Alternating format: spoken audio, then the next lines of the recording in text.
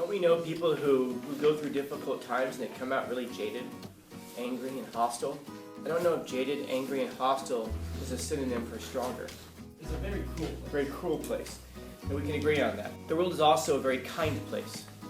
The world is also a very sweet place. The world is also a very beautiful place. And I hope that we can all agree on that. And if we can't agree on that, I wonder if we're really paying attention to the world around us. And while it's true that every act of cruelty that's been done on earth has been done by a human, it's also true that every act of kindness and beauty has been done by a human as well. Strength comes from resistance. Strength comes from when you do squats, not when you lay in bed.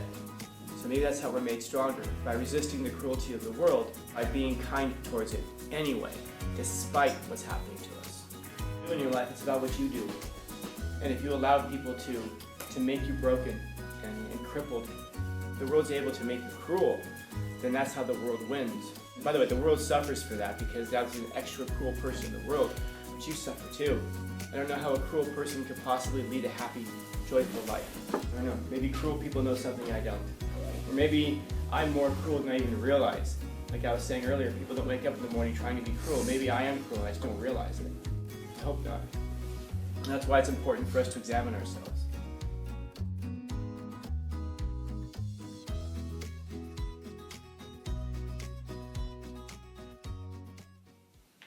There's a lot here, man. Why did I give this to you? Yeah. I want to ask about this statement that we make, that suffering makes us stronger. I'm not entirely sure that it does. When we say that it makes us stronger, what do we mean by that? Yeah. Mentally stronger. We become more like, we get more experience in life. Yeah, I can think. If I get shot in the arm, I get some experience in life, but certainly it makes my bicep weaker. Yeah. So I guess I'm still asking that question. Is it clear that it really does make us stronger? Because I'm not sure exactly what that means, that word stronger, in that way that we're using it. It's a very cruel place. Very cruel place. And we can agree on that. The world is also a very kind place. The world is also a very sweet place. The world is also a very beautiful place. And I hope that we can all agree on that. And if we can't agree on that, I wonder if we're really paying attention to the world around us.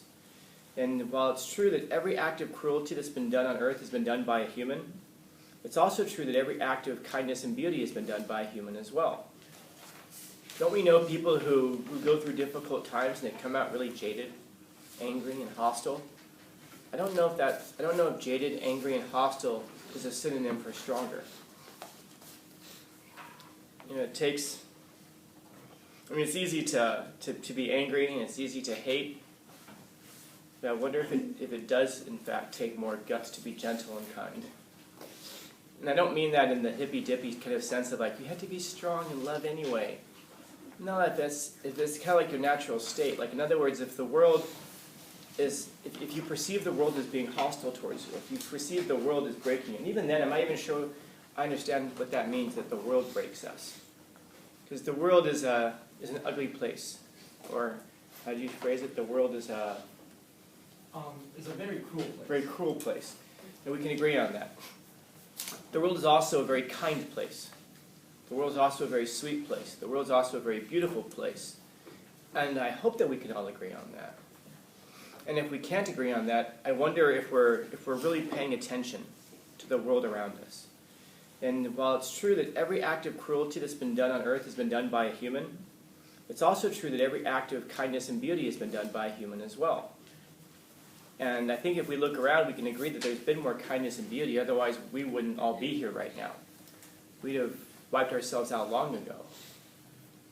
And so I wonder when we undergo some kind of difficulty, some kind of tragedy in life, some level of cruelty, if we actually do come out stronger, or if we come out more sheltered and hidden, and not as strong. Like, for example, if I go out and I encounter some level of cruelty, and then I go back out tomorrow and face it again as the same person, that might be a symptom of strength. If I go and experience some level of cruelty, and then I go and hide at home and never come back out, because I'm jaded and I believe that the world's a cruel place and I shouldn't even enter into it, I don't know that I come out stronger.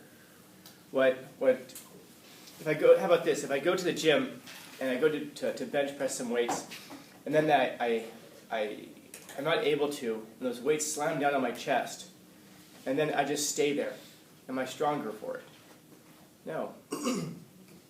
In the same way, I don't know, and that's because the weights are acting their will against me, and I've now changed. I'm not the person I was with my arms extended up with this weight. I'm now the person that the world has made me, which is this weight is now slammed down to my chest. In the same way, I don't know that I'm stronger if I go out into the world, encounter some level of cruelty, and then I'm changed by the world. I don't know if that's a symptom of strength. Quite the same way as if you go out into the world and you encounter cruelty, if instead you're made stronger, or at least you're demonstrated to be stronger, by actually changing the world rather than changing yourself. Because there are ways in which we should change. We should change in the ways that make us better. I don't know if being jaded and angry and cynical makes us better. I think it makes us harder to be around. And I think that probably is a deadly spiral. The more cruel and cynical you are, the more of that you're going to see in the world. Like, I don't remember if it was in this class. I don't think so. But I know in one of my classes last week, we made lists. I asked them all, what's wrong with the world? And they started listing all these things that are wrong with the world. And I asked them, what's good in the world? And they came up with one thing. And that was it. One thing. I mean, if we look around this room right now, how many good things are happening in this room right now? Many. Yeah. With the lights, they turn on. Now, you can say, oh, Pascal, you got 2 lights that are out. Dude, there's 2, 4, 6, 8, 10, 12. So there's 36 lights in here. 2 of them are out. That's still pretty damn good, considering there are places in the world that have no lights. And if you go back 100 years, there were no lights. We can complain like, oh my God, I don't want to be here. Then don't be here. Why are you here then? Because I have to. Well, that's kind of your choice then. That's your call. In other words, if you're making the choice to be in this room, then think about the other choices that you're making. Are you choosing to make the room a better place? Are you choosing to just be neutral, not make it better or worse? Or are you making the room a worse place by being here? And that's the same is true about life. If you're choosing to be here, then you've got those choices to make. Are you going to make the world a better place? Are you going to leave it neutrally? Or are you going to make it a worse place? The problem is that most good and evil is done by people who never make up their mind to be good or evil. We just kind of act in the world in a way that we're looking out for ourselves, and sometimes that means that we exert cruelty onto people. I don't know that anybody wakes up in the morning and asks, how can I be cruel today? Well, I'm sure there are people who do that. Just like there are people who think about that. Do you think there are more people who wake up in the morning asking, how can I be cruel today? Or do we wake up in the morning thinking, how can I make the world a better place today? I'd imagine there's probably more people who do the latter. People who wake up in the morning asking themselves how they can make the world a better place. I don't know if it's a lot more, but I imagine it's probably more people who actively do that. And of course, so what that tells you is that the evil that's done is not usually done by people who decide to be evil. We're just kind of out there acting in the world. And so maybe we can be more kind towards people, maybe we can be more understanding to people who do terrible things because they're probably not trying to make the world a better place, a worse place. That doesn't mean we that doesn't mean that we just kind of excuse all behavior. But people act out in ways. Anybody in here, don't raise your hands, but if anybody in here can, if you really looked at yourself at the past year, can acknowledge that you did some things that would make the class a worse place for people around us. And if the answer to that question is no, I wonder if we have really examined it. In other words, a lot of times it's just we don't even realize it. You know, we're doing some some classes I had those guys who tap on their desks because of an anxious tic or whatever. This is distracting. Do you think they sit there and go, I'm going to distract people? No, they're just trying to self-soothe in some way. Is it making the classroom a worse place, though? Yeah, because it's distracting people who are trying to work. It does. They're not trying to, so we can be forgiving of that. Now, if the person knows it's distracting, tell them, you're distracting me, and they go, oh yeah? That's a bad person. That's a person who's exerting cruelty into the world. But I just wonder about that. The world breaks everyone, and if it makes us stronger, I don't know that it does. I don't know that it does. Like Friedrich Nietzsche said, "What doesn't kill me makes me stronger." But he was using a personal pronoun there. What doesn't kill me makes me stronger. I don't know that it makes everybody else stronger. At least not any more than that weight falling on top of your chest, and then you just staying there and being angry about that makes you stronger. I think it just makes you angry, bitter, and really it makes you more stuck. You can't move. You know, if you can lift that weight back up, and then you can lift that weight back up, and now you're exerting your will on the weight, that's what makes you stronger. If you can exert yourself into the world, that's what makes you stronger. That's what makes the world a better place. So maybe that's what we're getting at here. This idea that if we can not be broken and not be changed in negative ways by the world. We shouldn't be changed by the world, we should be changed by ideals and by people around us. And if we can be made better through those changes, then we can go out into the world as a stronger character, because now we're stronger in the sense that we're able to stand up against the cruelty that we're encountering. That doesn't mean that we get placards and march in the streets for stuff. That means that we march through our lives with these ideals and this new strength. And we exude it, and we pass it on to other people that we meet, and we can be, like a beacon or God forbid, a role model in that sense to other people that we meet. Maybe that's what can make the world a better place. Maybe that's the antidote to it. Maybe that's the thing that can redeem the world from the hell that we seem to think that it is. You know? But I would encourage you to just realize that the world's not as bad as we oftentimes portray it. Think about it in this country. What are we fighting over? What bathrooms people can use?